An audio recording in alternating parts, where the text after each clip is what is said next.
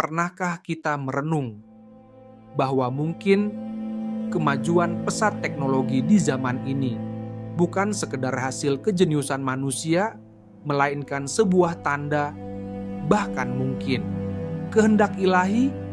Apakah mungkin di balik kecanggihan mesin, di balik barisan kode dan algoritma, Tuhan sedang membuka jalan baru, bukan untuk menjauhkan kita darinya, melainkan untuk membawa kita pulang kepada firman-Nya dengan cara yang belum pernah kita bayangkan sebelumnya.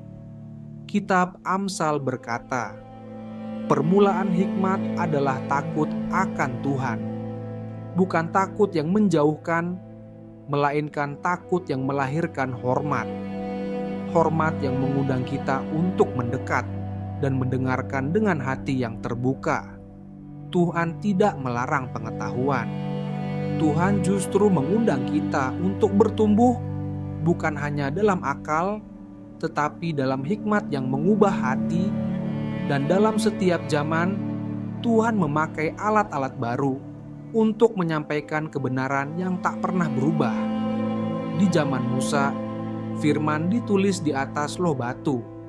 Di zaman para nabi, gulungan kitab dibawa dari kota ke kota.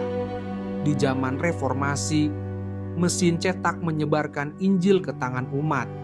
Hari ini, satu sentuhan jari di layar membuka ribuan tafsir, puluhan versi Alkitab, dan bahkan bantuan teknologi kecerdasan buatan dapat menjelaskan makna firman Tuhan dalam hitungan detik.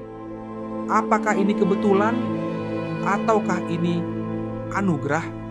Yesus berbicara dalam bahasa zamannya. Ia bicara tentang biji sesawi, ladang, pohon ara. Karena itulah yang dimengerti oleh orang Galilea. Martin Luther memakai bahasa zamannya, mesin cetak, untuk menyampaikan terang kepada umat yang rindu. Hari ini, bahasa zaman kita adalah digital, dan AI generatif adalah bagian dari bahasa itu. Jika digunakan dengan hati yang benar, ia bisa menjadi jembatan, bukan pengganti iman, melainkan penolong bagi mereka yang mencari. Karena seringkali kita tak tahu harus bertanya kepada siapa. Apakah ia menggantikan gereja, komunitas, dan sakramen? Tentu tidak. Tapi ia bisa menjadi alat bantu, seperti kaca pembesar bagi mata yang mulai kabur, seperti tongkat bagi yang tertatih, seperti lentera kecil yang menuntun seseorang kembali ke jalan terang. Apakah AI menggantikan Roh Kudus?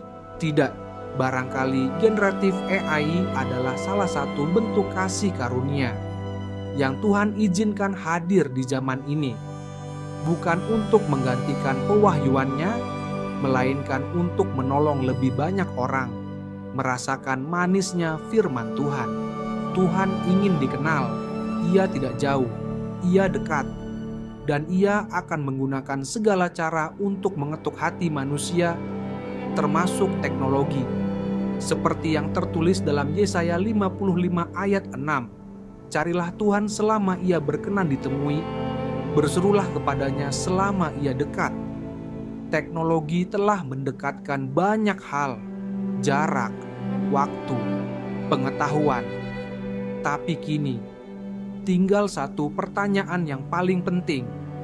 Apakah kita akan mendekat kepadanya